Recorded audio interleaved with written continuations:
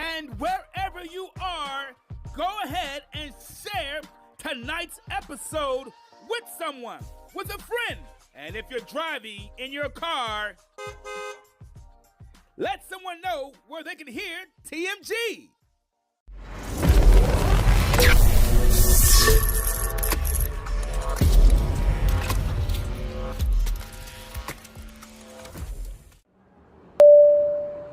It's time to get on board. TMG is taking off. Hi, everybody. Welcome to TMG. I'm your host, Travis Patton Sr. I enjoy discovering and sharing real-life moments of inspiration from everyday people. And this show is about finding moments of inspiration for our everyday lives. And look, and if you're going to tell me something, then tell me something good. Hi, everybody! Welcome to a brand new episode of TMG. I'm your host, Travis Patton Sr. Guys, real quick, you know how we like to do this. Before we get started, don't forget to share, subscribe, and like our YouTube page. That's Tell Me Something Good with a capital T. And as always, I want to give a huge shout out to my biggest supporter, my biggest fan, my lovely wife, Nicole. Hey, girl, how you doing? I know you're watching. I know you're listening.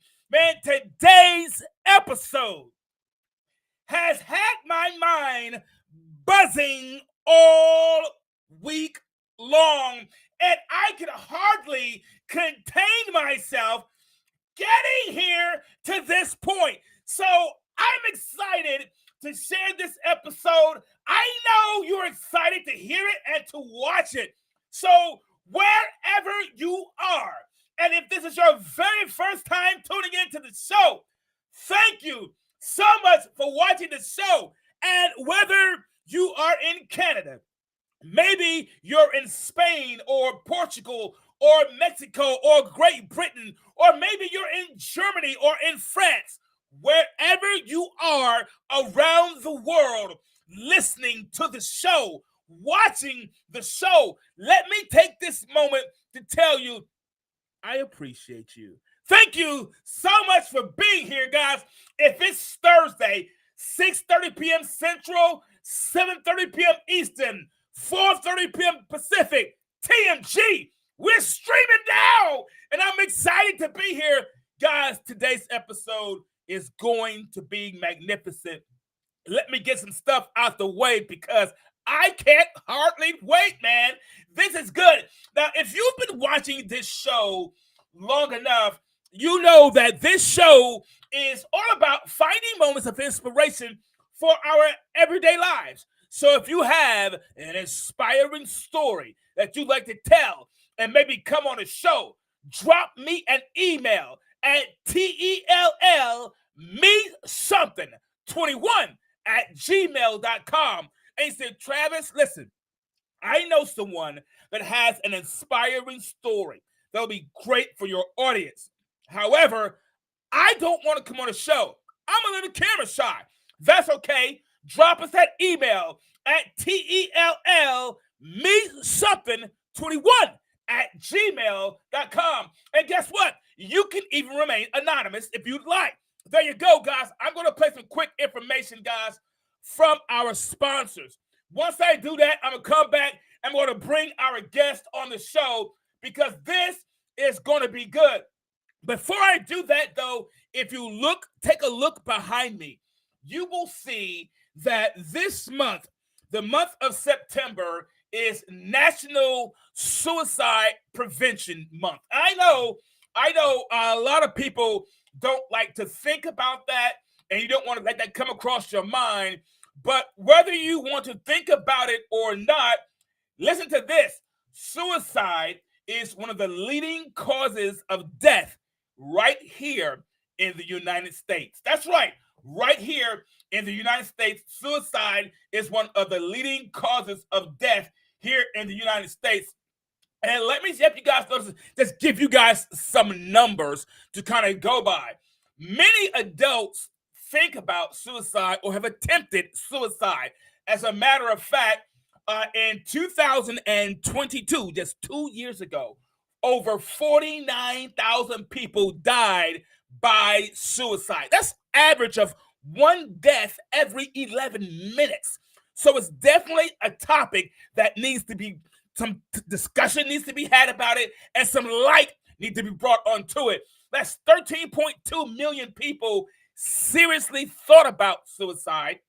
3.8 million people made a plan, an actual plan for suicide, and 1.6 million people attempted it. If you feel that you need some help, please reach out to this helpline. I have it right there on the screen. You just dial from your cell phone 988. Again, that's 988. That's the Suicide and Crisis Lifeline. The languages available are English and Spanish. Is a 24 hours available. Again, that number is 988. If you feel or you know someone who's in crisis and needs some help, please reach out. Guys, I'm going to put this information to my affiliate sponsors. Once I get that out the way, we're going to dive into this episode because I know you, like me, you've been waiting. Come on in, guys. Let's get started. You haven't missed anything. We're just getting started. Walmart is a proud associate sponsor of TMG Tell Me Something Good podcast. Please use the special link bit.ly/Tell Me Something Good and visit our sponsor. Remember, I may earn a commission when you buy through this link. Fanatics is the place to go for all of your officially licensed sports gear from your favorite sports and sports teams. Use the special link bit.ly/Tell Me Something 21 and pay a visit to our sponsor today. Remember, I may earn a commission when you buy through this link. Breaking your phone sucks. Breaking your phone, then trying to sell it online sucks. Breaking your phone, selling it online, only to find out that the money you'll only get for it sucks. Breaking your phone, selling it online for peanuts, shipping it, and finding out that you got scammed sucks.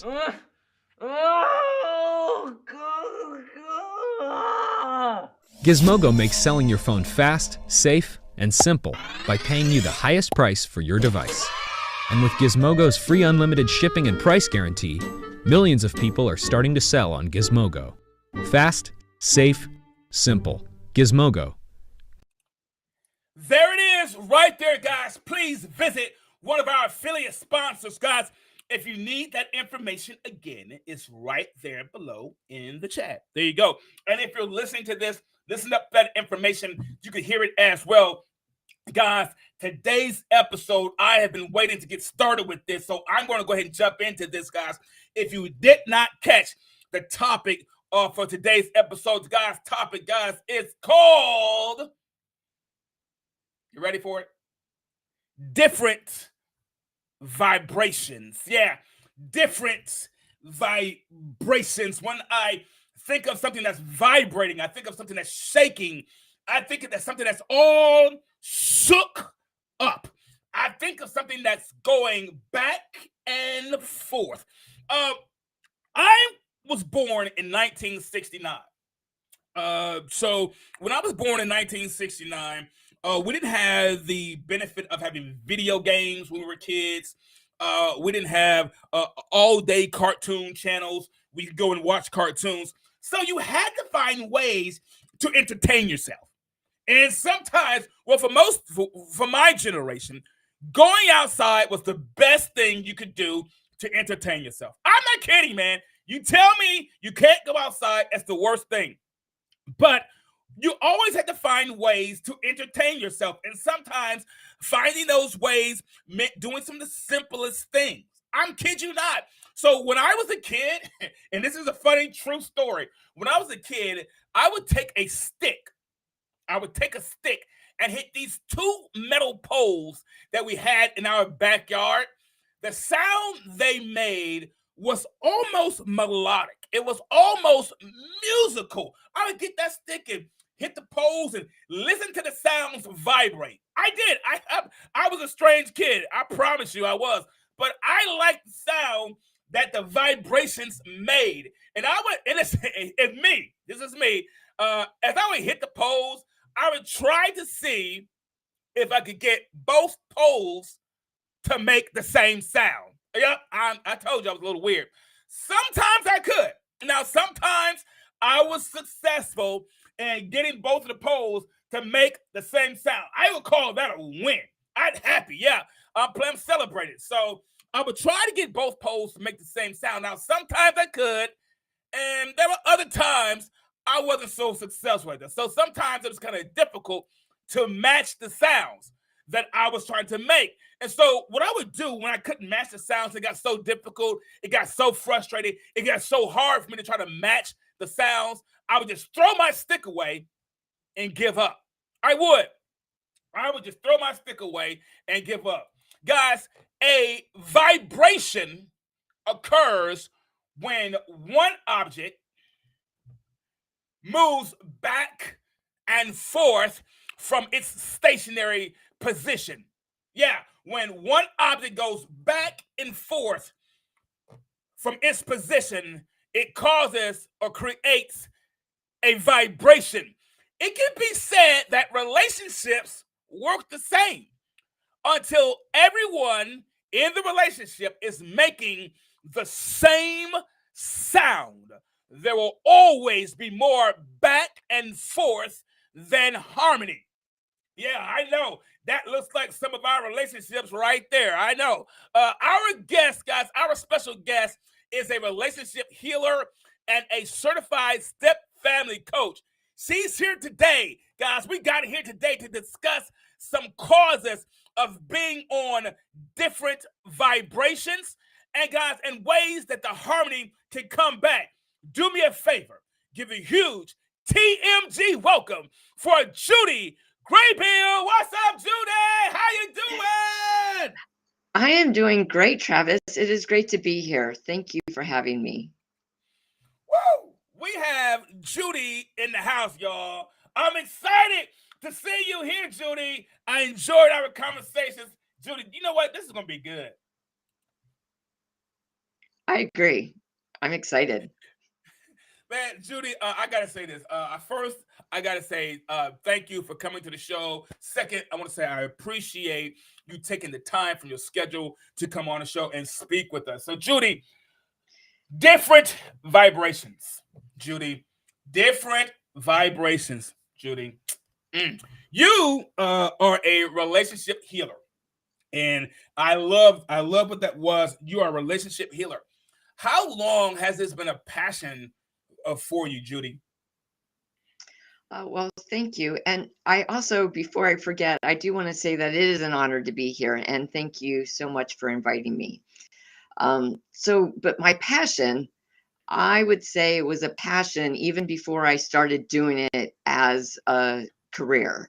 My passion for it was probably for almost 2 decades, 18 years. Wow, wait a minute. 18 years? Yes. And this is probably not going to surprise you or your audience. It came from personal experience. I mean, I think that's one of the ways, like all big, huge passions, like start, right? Right. Wow. Go ahead. Well, so yeah, I fell in love, right? And he had kids from a previous relationship. I grew up in a divorced family. Didn't think, I knew it wasn't going to be easy. I thought I had a pretty good idea of what it was going to be because I grew up in a divorced household. Right. But yet I still felt blindsided by the quality and quantity of the arguments and intensity that it was. And this is actually not an uncommon feeling at all. I hear this from a lot of step parents. Wow. And so eventually we got a counselor to help us. But because I didn't understand step family dynamics, I didn't look for that in our counselor. I didn't look for that as a qualification, and she wasn't able to help us. Friends and family weren't able to help us either, because I grew up in a divorce household. My family was like, "Oh, well, just leave." Well, I didn't want to leave because I was still in love. Right. And when we weren't arguing, I mean, things were really good. When it was just the two of us, it felt like our honeymoon. So it was Right. always a good time. And then when I didn't want to leave, the advice was, well, just put up with it then.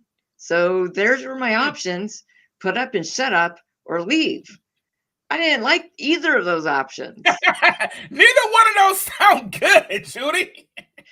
Right. And nobody does.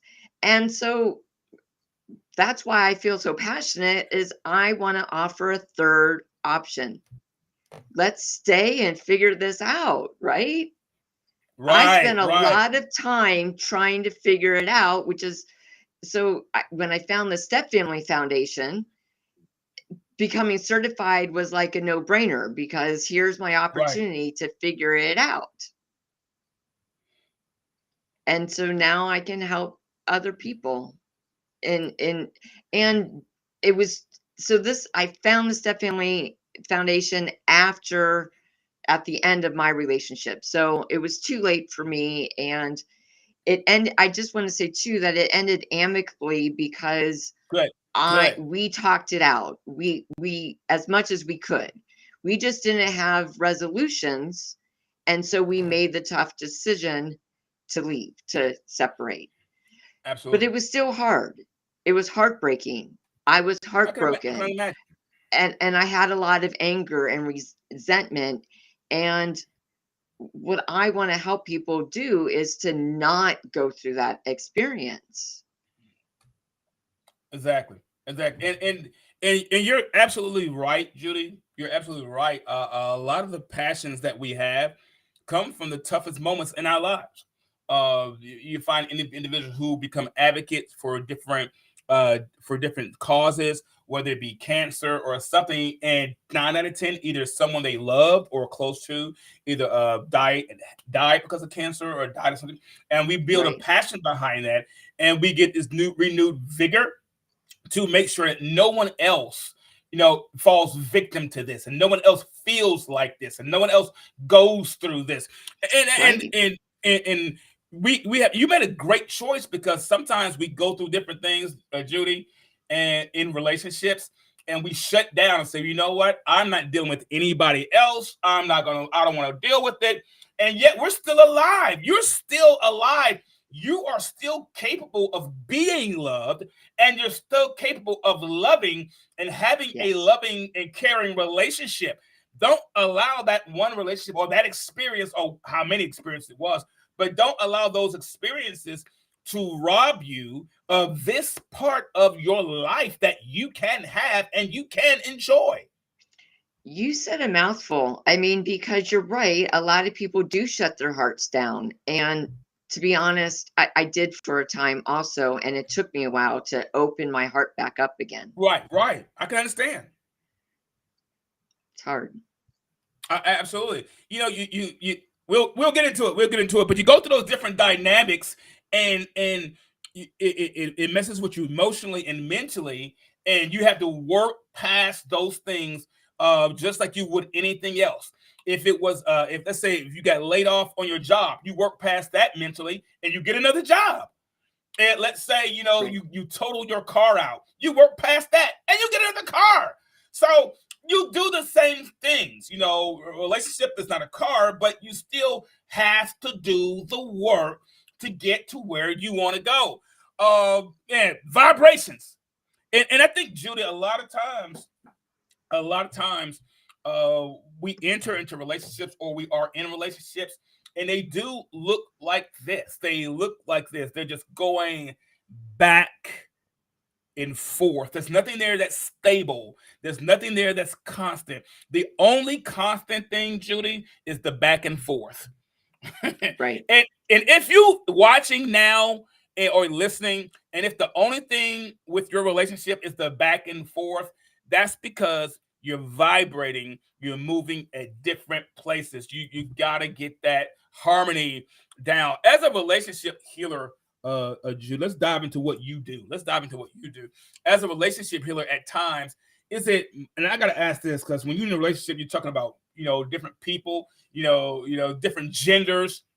And when you come in, you're bringing everything with that person. There's everything. You're bringing their whole past. You're bringing who they are at that moment. You're bringing their past relationships. You're bringing their future hopes, their future dreams, if they have any, if they're making any plans for the Right. future.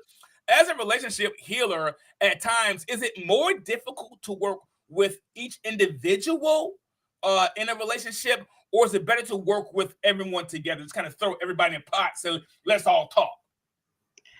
That is such a great question. And the answer may be surprising for some, because on one hand, your initial thought might be, let's get everybody to work together. And yes, ideally, I love it when a couple comes to me together and they're both on board. They both want the same thing. They're both invested and they're willing to do anything that it takes. And I love that. And I know that if both people are working on themselves and the relationship, which is a lot, it's a lot of work, as you've already explained, then I can get faster results because they're both working on it. But one of the biggest challenges is that because everybody's unique, not everybody is changing at the same rate as everybody else. And a lot of people, believe it or not, think that it's all my partner's issues. It's not mine. And sometimes, too many times actually, they're not willing to work on it. They don't think they're the problem. And so in those cases, it is difficult to actually work with both couples. And then Right. I end up working with the one that wants to do the work, and that person can still get results. It's slower Right. and it can happen, but that's so whether it's easy or not, it might be just different. It just depends Yeah. on that couple. Yeah. And I'm glad you brought that out, Judy. Is as humans, we always say, as humans, it's always somebody else's fault. It is not our fault. It is not my fault that we're arguing because I left the toothpaste top off the toothpaste. No, it's not my fault. It's not mine. It takes courage to look at ourselves. It takes it's a lot of courage to be boldly honest with ourselves and how we contribute to situations. And Oh man. even because we don't recognize, I mean, we have good intentions. And even when you Right. have good intentions, you can still do things that's going to rub the other person the wrong way. I like what you said, Judy. We don't like to. Sometimes it's difficult. It does take courage to admit our contribution to something that's not working. Because you know why? Here's what I look at, Judy, is this. When we get in a relationship, we come in under the premise that we're the best thing for that other person. I'm the best thing for you. You struck it rich when you got me. However, when they're digging for gold, Judy, when they're digging for gold, before they can say, yell, Eureka, I got gold, they're going to first go through some rocks and some boulder and some dust and some other kind of rocks that look like gold.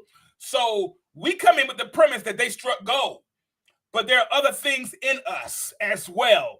Before they get to the gold, they got to get to the rocks the last person left with us. They got to get through the dust from the last relationship. They got to get through the sand. They got to get through all this stuff. Yeah, we may be the best thing in their lives, but we have to be willing, as you said, to look at our contribution to this as well. When they panning gold out, have you ever seen them shows? They got dirt and they panning it out for the gold. Everything but gold falls through the filter. In our Right. lives, we get in a relationship, everything gets shaken up. We have to be willing to let ourselves get shaken up enough to admit, you know what, that wasn't very pretty. That wasn't gold enough. That wasn't gold mark in my life. And we have to be able to say, no, I did contribute to that. When relationships break up, Judy, I find out when relationships break up, what do? It's the other person's fault. Yeah, I was still beaten, but it was their fault.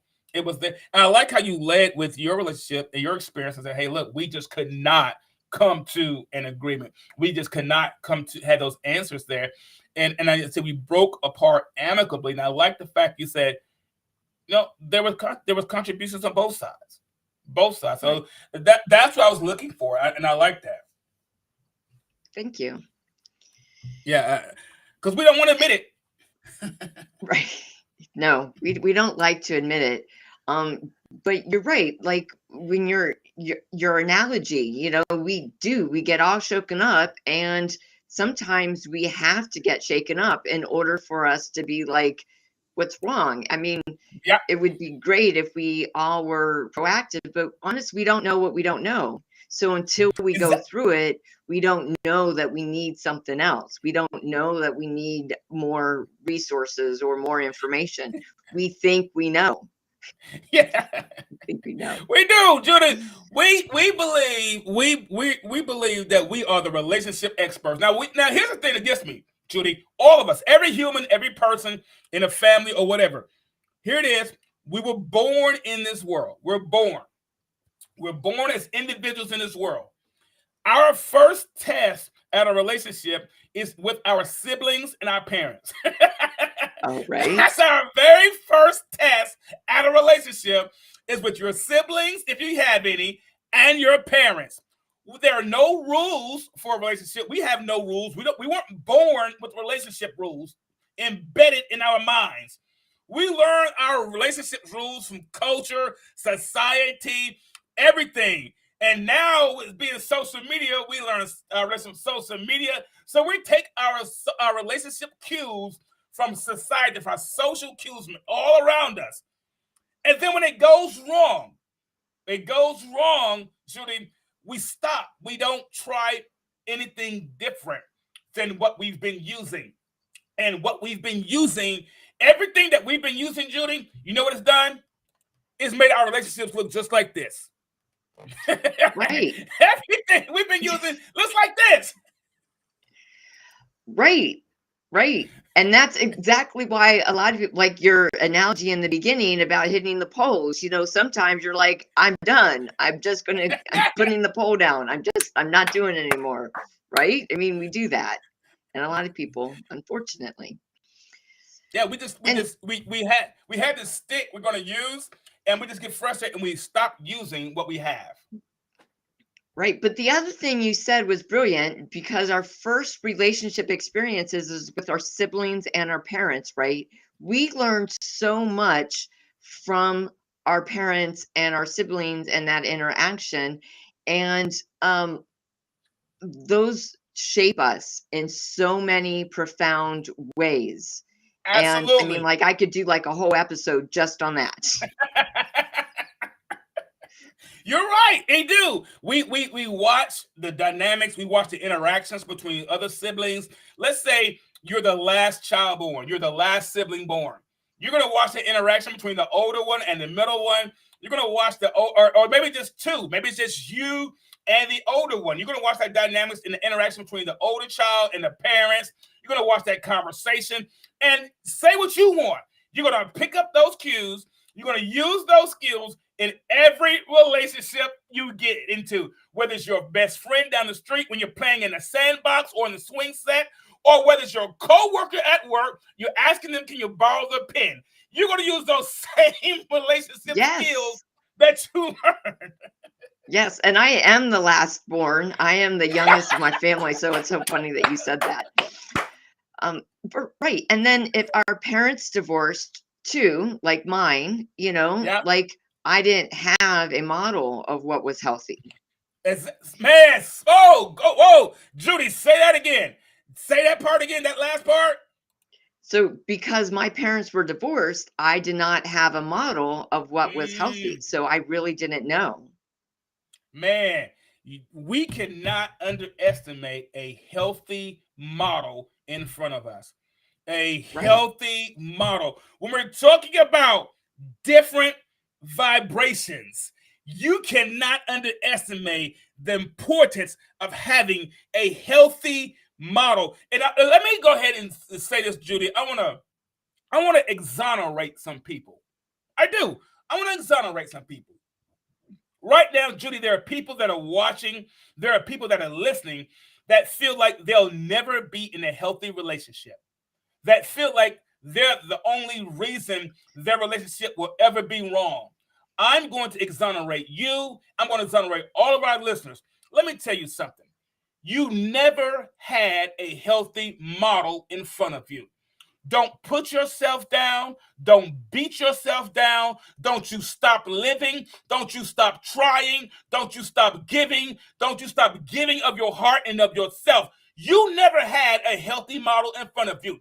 It is not your fault. You could only do what you could do. I want to exonerate every person that's listening right now that thought they will always be in a toxic relationship, that thought something was wrong with you. It's not wrong with you. You never had a model in front of you.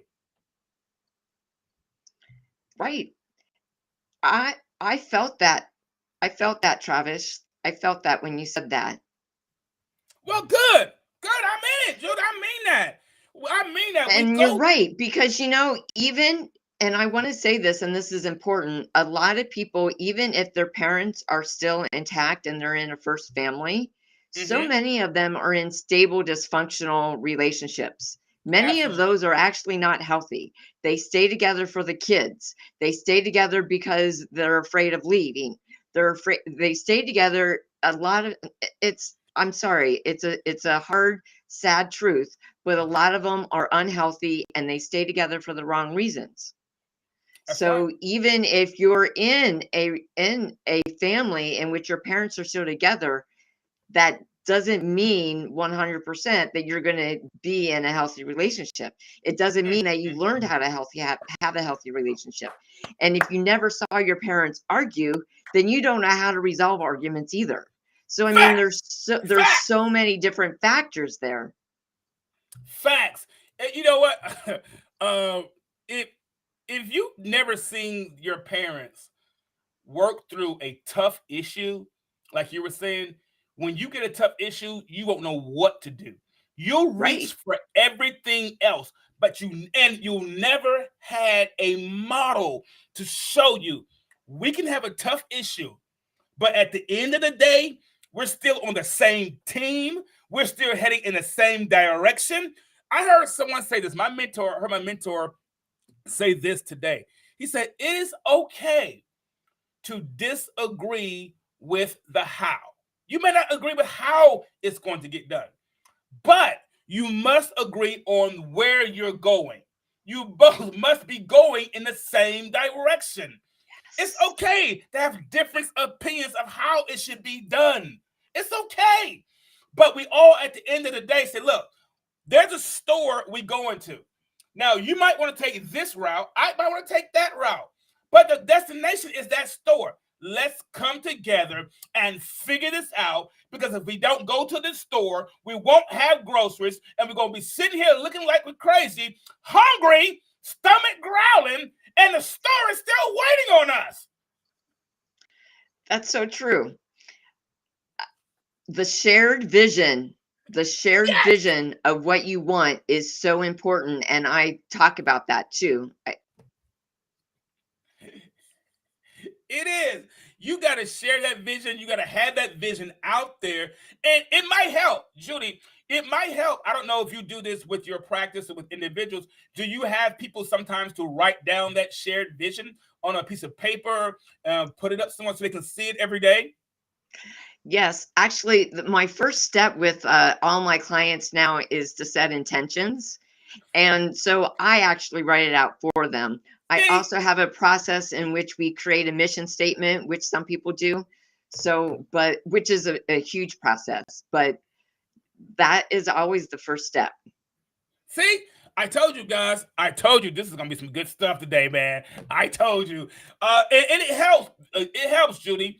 My wife and I, we in our bedroom, we have a mission statement and a vision here, and we will pass by it every day. We look at it every day. There are things that we have done, accomplished, and we check it off, and we still look at it, and we add to it, and we still do that because it helps bring unity to us. It helps to unify us. Helps to unify our thoughts.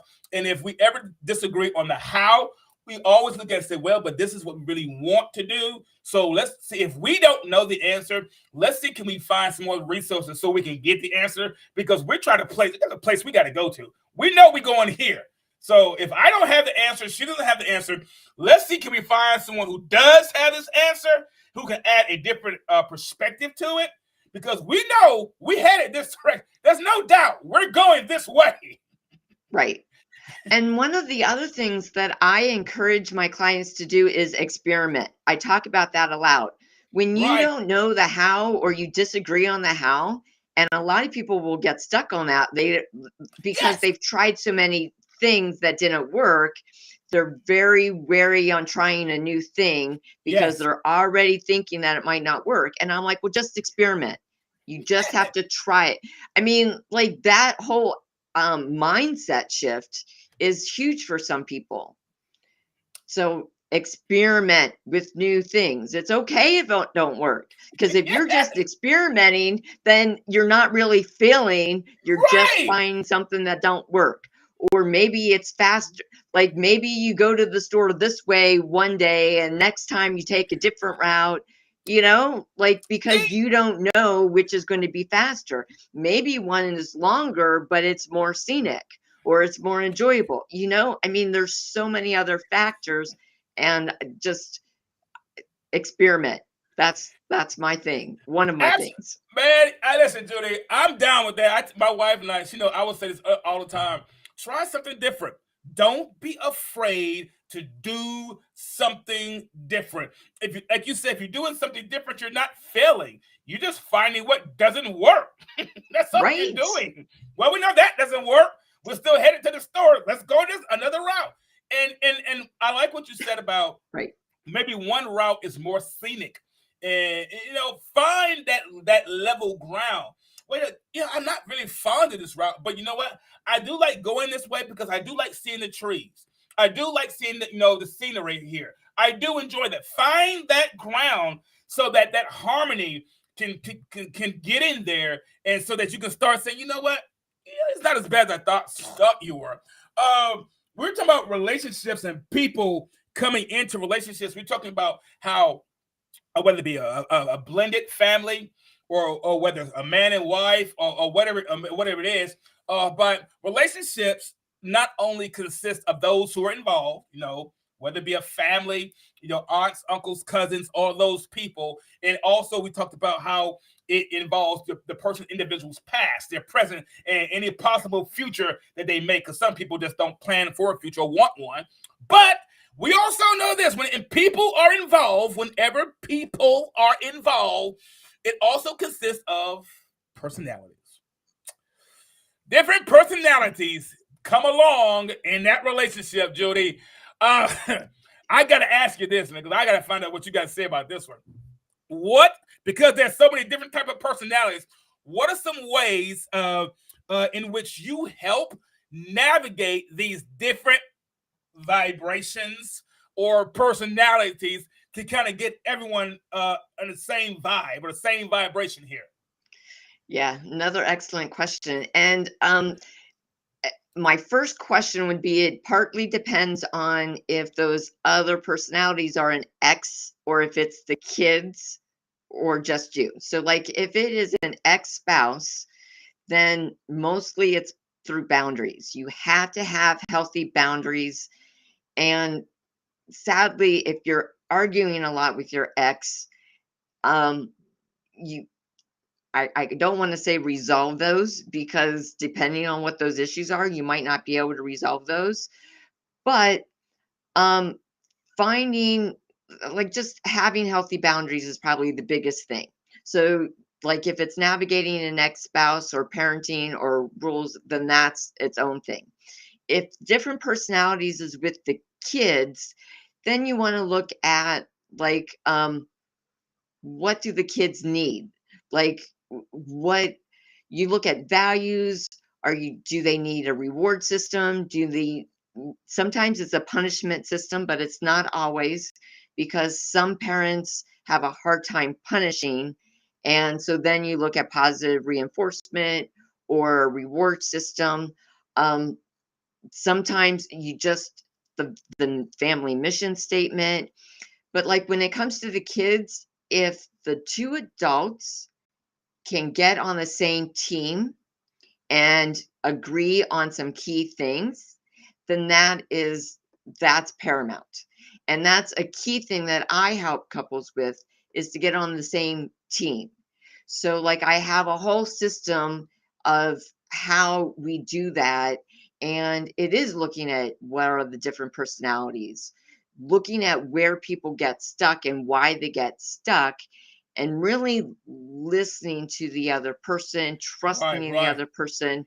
But it's really like talking it out, experimenting. And I have a whole team model, which I'd like to offer people as a freebie on my website if they want that. It's a 1-page reference guide on team, is like an acronym for trust, experiment, empower,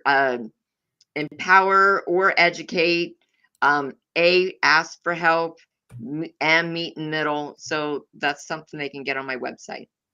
Woohoo! I like that, and I'll have that information up so they can see it. I definitely will, Judy.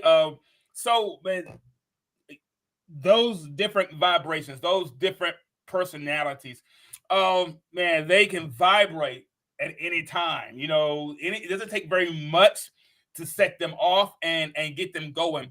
The face of the family, with everything has changed so much, but the face of a family is just ever changing. It doesn't look the same. It's not like it was when I was coming up, not like it was when you was coming up. The face of the family dynamics has changed with so much of now being changing in our culture and our society.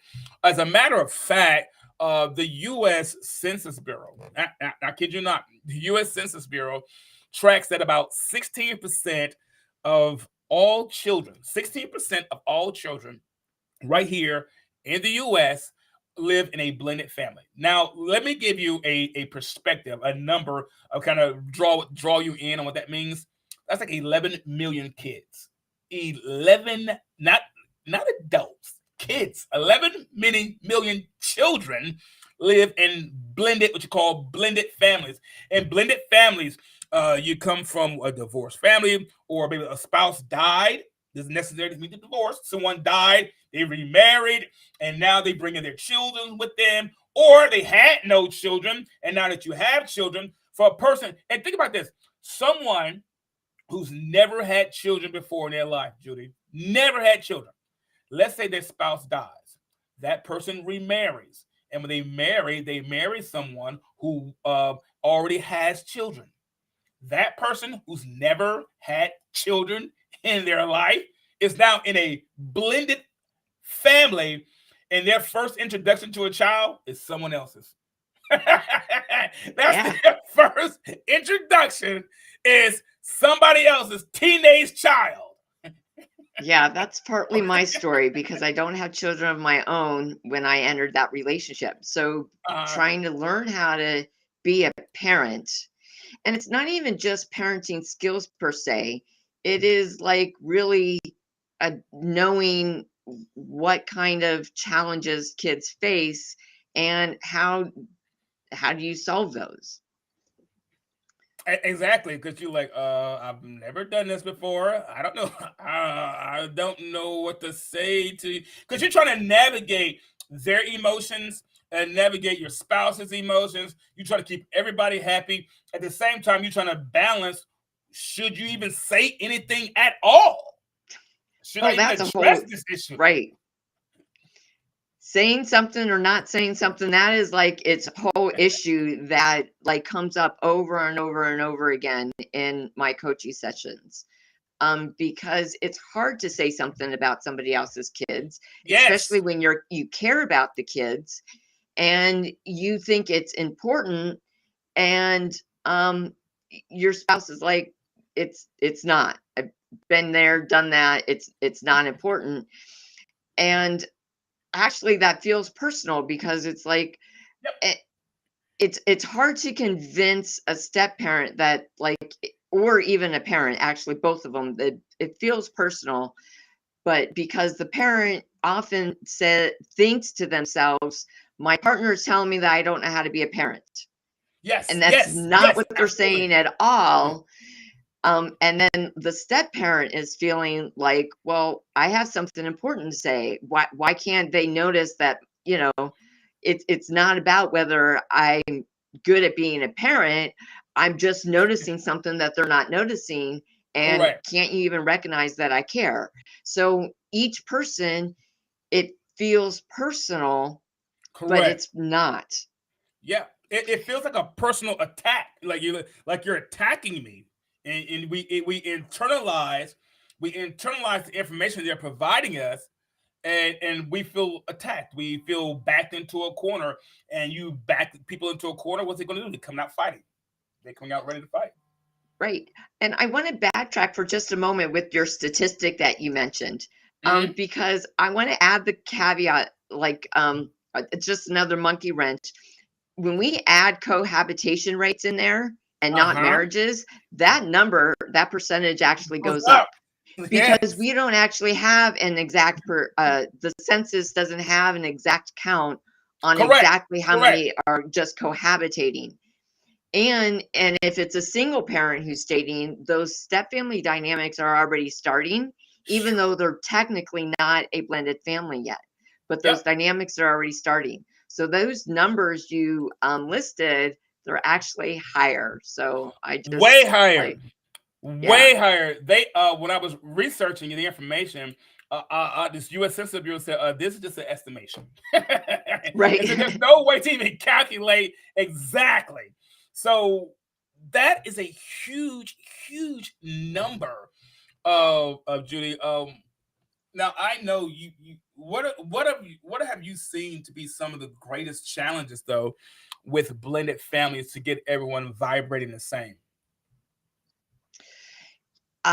Yes, and I can put a whole episode just on these, on the causes themselves, right? But I'll try to narrow it down. I do have a free mini ebook that talks about the 5 biggest factors. One is the age of the children.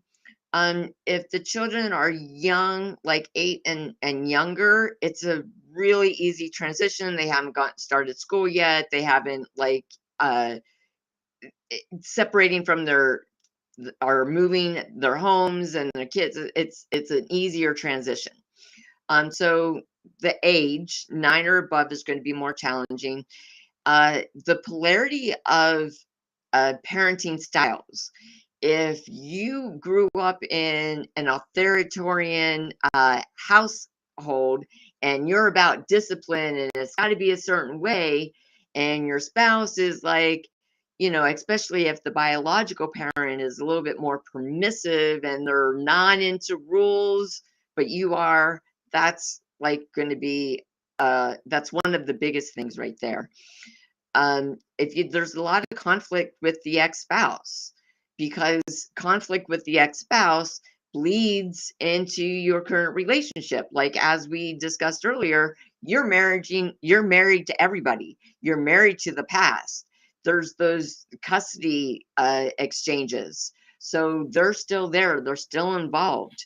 So, Absolutely. like, if you're arguing with them, then, and you don't have healthy boundaries, that's going to bleed into your relationship.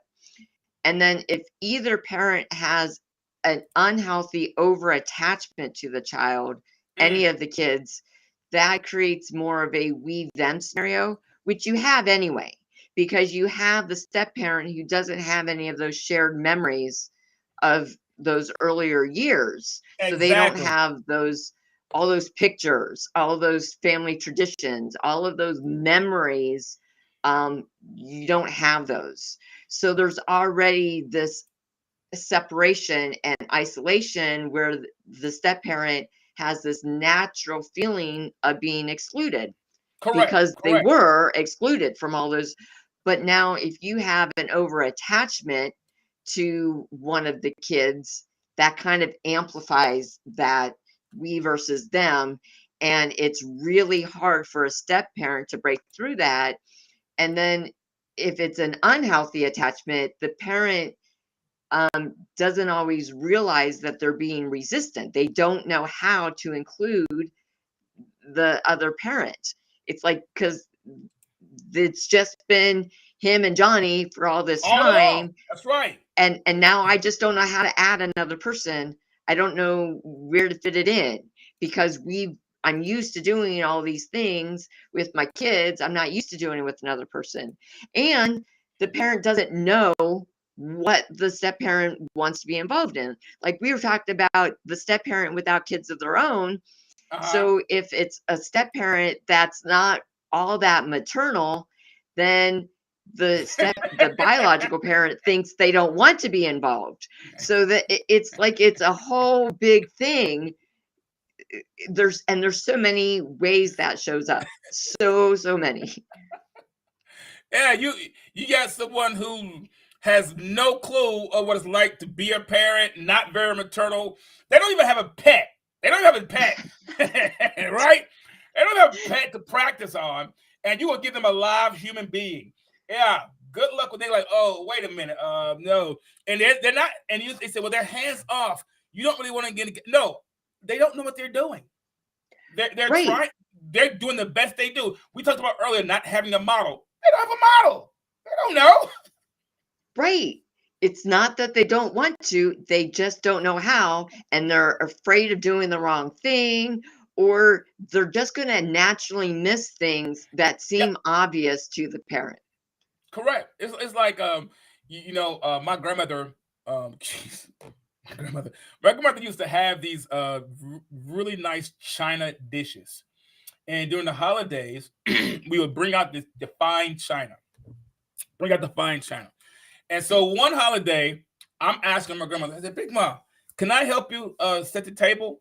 And she said, if you break one of these plates, it is over for you. And that's what it's like when someone who's not very maternal or who's a step parent. You're afraid you're going to break something. You Yeah. handle it. You handle it too cautiously. You miss certain things because you're afraid you're going to break the bond between that parent and that child, or you're going to break the bond between, or you're going to interrupt whatever memories Or they you're had afraid the prior to kids are you. not going to like Oh you. yeah, That's a you're big thing. afraid. Absolutely. You don't, yeah. I mean, we want to be liked by the kids. So that creates a whole nother thing because Yeah, sometimes step parents overcompensate for that. way Sometimes they do it over. and sometimes they try too hard and the kids are not ready for that. They're like, no, I don't want a parent. I already have two parents. I don't want another one. And then sometimes then they're like, oh, okay, I'll back off. And then, it's a balance. It's hard.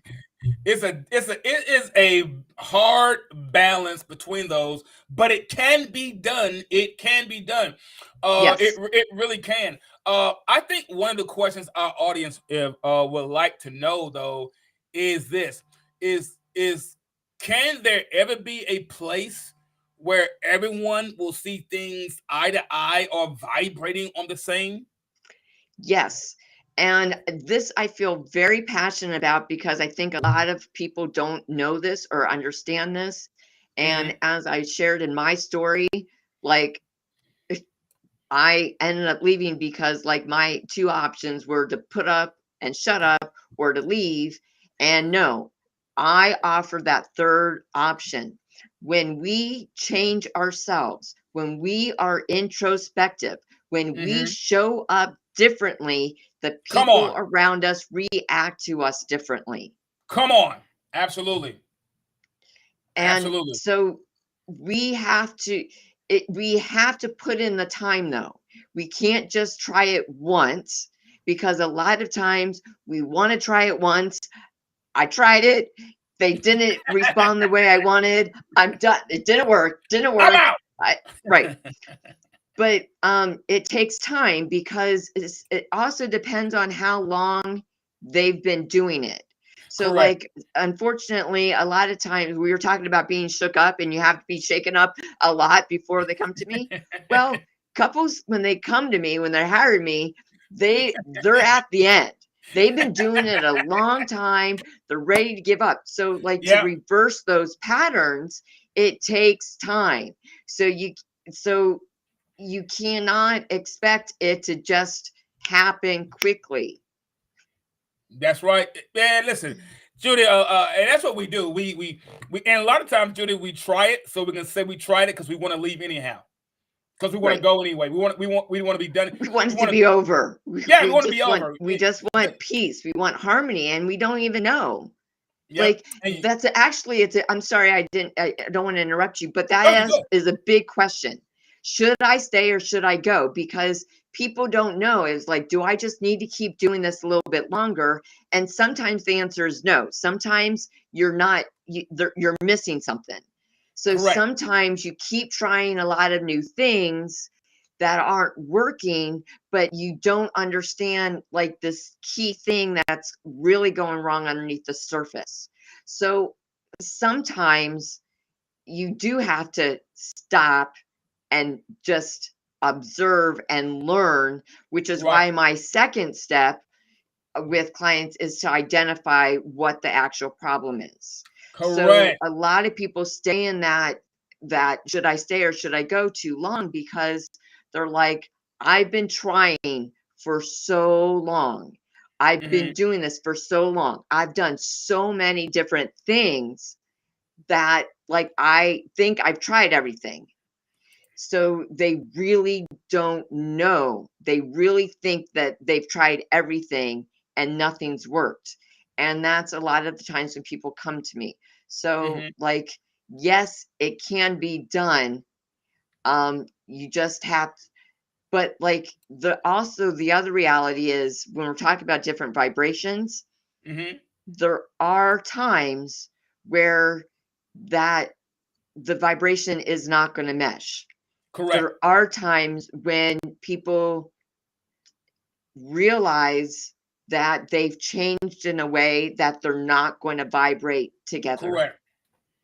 And so, but uh, even in those situations, if you're talking it out, Hmm. then you can do it amicably. You Correct. have conversations, ongoing conversations where both people are get what is that shared vision? What is the vision of my spouse? What is my vision? What do I really want? And then Exactly. maybe they realize that they no longer have that shared vision. So, but and then it can be amicable, even if it's different. But you're gonna not be in that limbo anymore. You're not going to be in that stuck state of should I stay or should I go? You're going to know. And you hit it. You hit it. You dropped a nugget right then, Judy. You said it could be amicable, even if it is different. Yeah. It can be amicable, even if it is different. Judy, quick question. Um, can anyone reach out to you, or do you just have a specific clients you reach? Can anyone reach out to you if Yes. they want to speak with you about their relationship, or maybe they have in a blended relationship, a blended family situation, and they need some assistance navigating its dynamics? And anyone reach out to you? Do you offer virtual service because they're here in the States or around the world? Well, thank you for asking that. And yes, anyone, you don't have to be in a blended family. You don't have to be in a remarriage to reach out to me because a lot of these relationship dynamics, they're not exclusive to blended families. So any relationship issue, even if it's an in-law, even if it's a parent or a sibling, you can still reach out to me. I do virtual. In fact, most of my clients are virtual, um, Cool. whether it's in another state, another country. Um, and also, I do offer free consultations because sometimes People need to really understand that I can help them, or like we have to be a fit on. There are some issues that I am not able to help with because I have my skill set. Like addictions, I don't help with. If somebody has like a trauma, I don't heal, I don't diagnose. So like those things I cannot help with. Right. But so reach out to me and we'll schedule a time to talk for free so we both know if I can help you and how I can help you. Awesome. And there's her website right there, guys. JudyGraybill.com. I'm going to do this one quick also, Judy. This is here. Here we go. It's your website, right? Yes, that there you is go. me. So this is Judy's website, guys. You can go up here. Here's the free stuff that she's talking about. Things here. She also has podcast interviews. There you go. Her teams. So great. Her ebook, the five biggest risk factors for conflict in a blended family. My gosh, that's important. Good grief. If you don't go to her website for anything else, this right here should be her biggest draw. Right. And I also talk about like what to do about it. Right. I mean, it's a brief read, but like if you're having conflict and you go to that, like you're at the very least, you'll be like, oh, it's not me. Because a lot of times people think like, is there something wrong with me? Yep. Maybe it's just me. Yeah, no, it's not you. I love this. Finally, the secret to finding harmony in a blended family. And here it is. We're talking about harmony as well. Now, I promise you guys, I did not make that up because of our website. I kid you not. So that's pretty cool that we're doing. And there's a website. And I know you mentioned, here it is right here, guys. The mini ebook, 5 biggest risk factors for conflict and blended families. There you go, right there. I'm going to also put this in the chat so you can get that right there as well. So we want Judy to be able to help all of us. So Judy, I know we could go on and on, but I don't want to keep you there. But I gotta say this though, I am glad that you came by and that you shared what you shared with us because it helped all of us, including me. And you shared such great information today. We are all happy that you have. I like to ask this of all my guests: what is something that you could say to someone or a family right now to encourage them who may be feeling or seeing that they're not vibrating very well? I love this question because a lot of people look outside themselves for stuff, and I know it's too easy to say get a mentor, but like no, actually the biggest thing for people is to know who you are. Know what you stand for, know your values, be strong in who you are. And like when you know in your being that you're worth it, that you're important, and you're meant to have something harmonious and good, just learn how to shine. Be who you are in the core of your being. Who do you want to be? When you dig deep, when you show up, then you can look yourself in the eye every night and I'm okay. You're not those circumstances. You are not that conflict. You are not what people said about you. You're none of those things. Know who you are. And that was the biggest thing that helped me pull myself through. Man, I love that. You talking my language, Judy. You are not the conflict that you came out of. Woo. That's a whole nother episode, Judy. Right. I'm not going to go there. Guys, thank you so much, Judy, for joining us. Guys, let me say this. If your family or relationship dynamics look like this, they look like this. Family gatherings look this way, relationships with families and friends. If your relationships look like this, keep in mind, a vibration occurs when something goes back and forth, Many times when we think of relationships, some of us think of a lot of the back and forth, as you see here, that occurs. All of this means is that at that moment, you're not vibrating the same. It doesn't mean you have to stop using what you've got. Don't throw your stick away. Doesn't mean you have to stop using what you've got. Doesn't mean you have to stop living, stop being who you are. Doesn't mean you have to stop challenging your life and pursuing to be something different. Doesn't mean that. Doesn't mean you have to quit and give up on life. Doesn't mean to quit and give up on relationships. Doesn't mean you have to stop using what you've got. We may need to make adjustments on how we use it, though. That's all. We just need to make adjustments on how the way we use it. You don't have to wear matching clothes. That doesn't get you on the same vibration. You don't have to wear matching clothes, but you will need to match the direction you are going.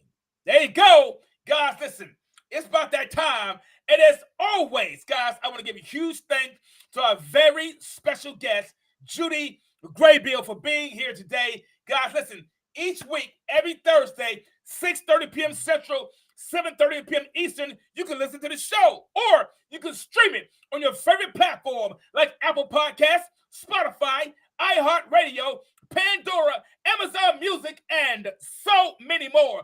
I know you want us to stay here, but we got to get out of here. We got to go. Thank you, everybody, for tuning in. Tune in next week for another great episode. Guys, as always, in parting, if you're going to tell me something, then tell me something good.